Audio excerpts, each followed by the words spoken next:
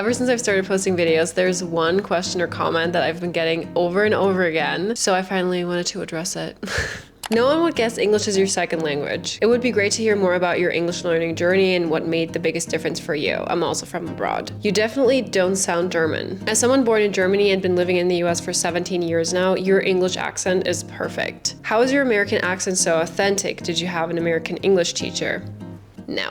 In this video, I wanted to talk about my English learning journey and how I have developed what I would consider a fairly authentic American accent. I'm gonna share my whole journey and everything that's helped me along the way, both consciously and subconsciously, to develop this authentic American accent, even though I'm not American and I haven't lived in the US for a very long time either. Also, I do actually have a bachelor's degree in English studies, believe it or not, which is coming in handy later in this video because we will dive just a little bit into the topic of phonetics and phonology, and some of the things I actually learned for that degree turned out to be really helpful for this video, and I never thought I was going to use my English degree for anything, so I'm really pumped about it. Anyways, without further ado, let's get into the video. First of all, hi there, my name is Indra. I've lived in the US for over 1.5 years. It's not quite 2 years, but almost. I'm originally from Germany, born and raised, and I now live in the state of Idaho with my American husband, Chandler. Okay, but now let's actually dive in. So I've divided my English learning journey into 4 different levels, and I think it's really important to kind of give the full picture. So let's start with level 1. Level 1 is English in school. In Germany, it's very, very common, and I think actually at this point mandatory and required for students to learn English in school. I started learning English when I was in 4th grade, and that's definitely super helpful, and I'm super grateful that I grew up in a system where that was just completely normal, and I did have the chance to learn a second language so thoroughly and so early on. Then as you go on to secondary school, you really usually have English all throughout, so you have a couple of English lessons every week, and that is really, really good to establish all the basics. However, when we're talking in terms of accents, what's interesting is that in Germany, usually you're taught British English, which has always been really annoying to me because I always felt that for a second language learner, British English felt really, really fake. And that's not scientific, that's just my opinion. That's my opinion!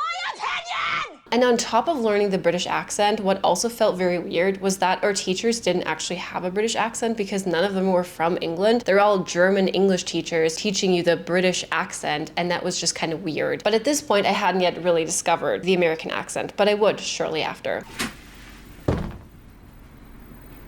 Ding dong. Because this is where we enter Level 2. Level 2 is better listening equals better pronunciation. I think in like 6th grade or something in secondary school, I discovered American TV shows. It's Britney.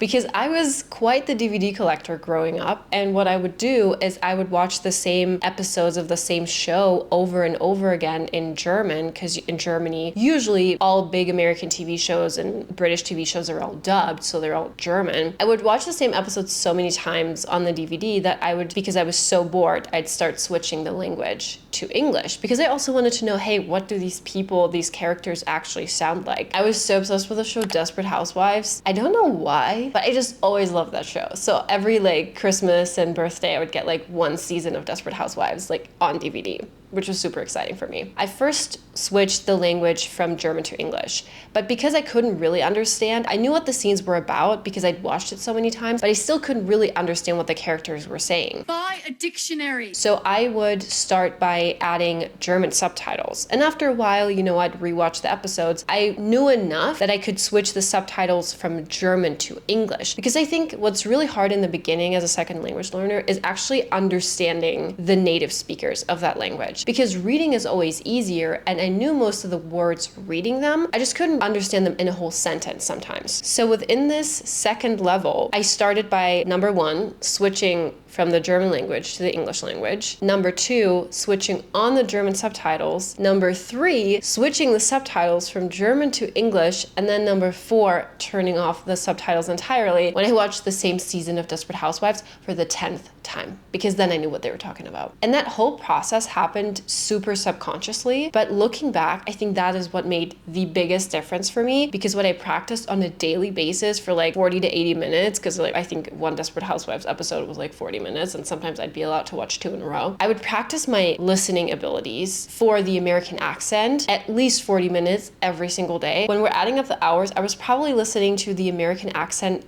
way more than I was listening to the German British accent that my teachers were putting on in school. So if you're interested in just either expanding your vocabulary or actively working on developing an authentic American accent or even a British accent, choose a TV show that you really, really like, one that you have seen before, and I would honestly recommend following these steps. Now, once you've done that and you feel like, wow, I have really developed better listening abilities for this English accent, what I would recommend you do next is adding reality TV into the mix. It's wackadoodle time. For anyone looking to develop an American accent, I can highly recommend Real Housewives, not to be confused with Desperate Housewives. That's just a personal recommendation. I really only started watching American reality TV, I think, in college, but it added another layer because people are talking over each other. You're learning a lot of like informal phrases and you're really getting exposed to this is 100% how native speakers speak. Does anyone talk like that? That is really where you enter like expert territory when it comes to your listening abilities. So I would recommend, once you feel confident understanding an American sitcom or your favorite American show, adding American reality TV on a regular basis is going to make such a difference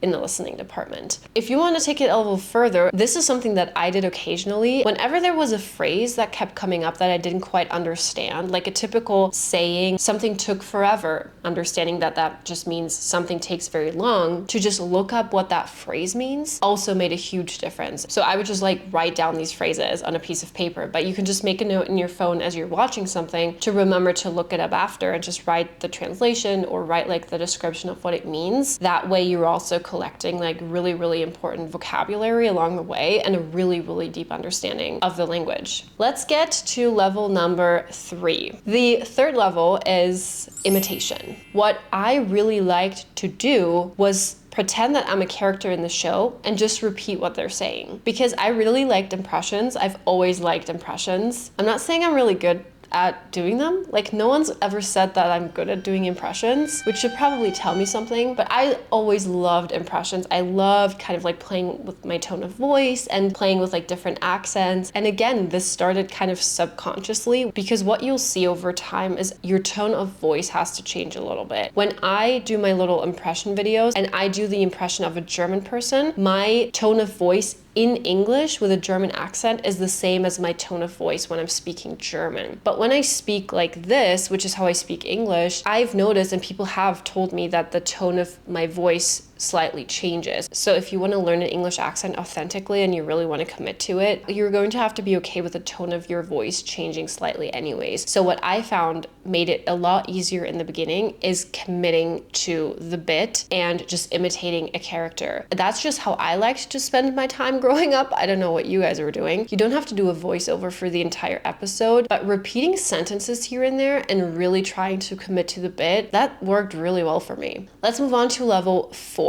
Level 4 is called Pick Your Sounds. This is finally where my English degree is coming into play. So I did go on and pursue an education in English. I did my undergrad in English studies. That meant I also did continue speaking English on like somewhat of a regular basis. But what I learned in university, which was actually super helpful, was the fact that our oral cavity is actually only used to doing so many sounds and pronouncing so many sounds because your native language only has so many sounds. And when you're learning a new language, that new language is probably going to have sounds that your native language simply doesn't have, and you've never made those sounds in your mouth before. For example, when it comes to an American accent, I found that the 3 hardest sounds for me to pronounce are the following. It's the TH, so the, and any German's going to agree with me that that is a really, really hard one because Germans don't have that sound. Like the German language doesn't have this sound. That is obviously going to be something that a lot of Germans pronounce like as an S, or they start like spitting when they're trying to do the TH. So that's just a sound that we're not used to making. The second sound that I found hard to pronounce in American English is the R. The German R is actually pretty hard versus the American R is like a round R. An example of this is how I would pronounce the brand Ford differently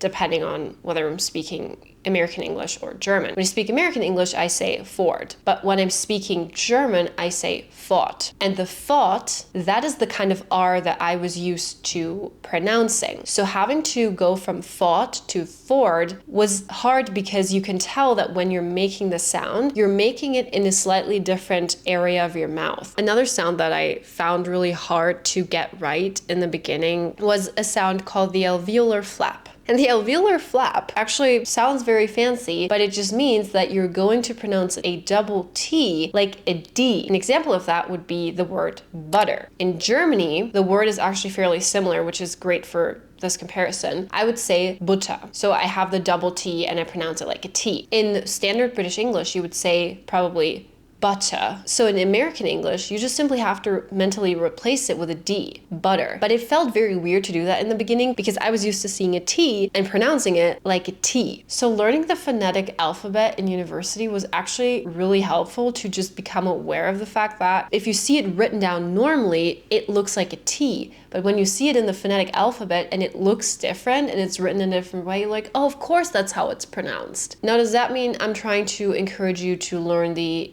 International Phonetic Alphabet for American English? No. That just means that whatever native language you have, I think it would be worth it if you're trying to learn a more authentic American or British accent to put into Google or put into AI, like Google Gemini or ChatGPT or whatever. My native language is German, but I'm trying to learn a really good American accent. What are sounds that exist in American English that don't exist in German? What are sounds that are written the same way but are pronounced differently in American English? So like butter and butter or Ford and fought. Putting that into like an AI search and just getting an overview of the sounds can be super, super helpful because you know what you actually need to practice. And then you can take it further and you can ask, these are the sounds that I really struggle with pronouncing in American English or in British English or Australian English. Like, what do I need to do specifically with my mouth? Where do I need to place my tongue? And how do I need to form this sound in my actual mouth? Because just being aware of the differences can be super, super helpful in also overcoming them and actively practicing the certain sounds. Because how else are you going to know how to pronounce them in the other accent if you've genuinely never pronounced the sounds before? And then at the end of the day, repeating those a ton and putting these sounds like into sentences and saying the sentences out loud is going to be the best way to make it easier to pronounce those sounds. And that's exactly how my English learning journey went. I started in school like most people do. I had the additional layer of being obsessed with TV shows from America. So I started listening to the American accent a ton and gradually started increasing the level of difficulty while watching, if you will. And then before I'd ever gone to university and before I'd ever gone abroad and I'd ever been in the US or anywhere in an English speaking country, I had already imitated so many different characters from so many different shows and pronounced so many different sounds over and over again that I had already built such a strong foundation for an American accent, and I didn't even realize I was doing it. Then I also started adding in American reality TV, which improved my listening abilities even further. And then finally going to university and adding that extra level of understanding why it's always been so hard for me to pronounce certain sounds and what I can do to make that better and where exactly I need to pronounce the sounds in my mouth really was like the cherry on top. And I think unlocking that understanding is really what kind of took me from like an 85% to like a 95%. That now I would say usually no one thinks I'm German, but that is my English learning journey. That's how I ended up speaking like this with an American accent, even though I'm from Germany. And I just really wanted to share this because I've been getting so many comments and questions about this. I hope I was also able to kind of answer some questions, but if you have any questions, any comments, please let me know. I will hopefully be back with weekly videos. I've been struggling a little bit recently. I got really sick. I was in Germany visiting my family, and then I started a new job in America. And it was a busy time, a little bit stressful, but hopefully we're back. Thank you so much for watching. If you enjoyed this video, don't forget to like, comment, and subscribe to my channel. Be cool. Don't be all, like, uncool. And I'm going to see you really, really soon in my next video. Bye.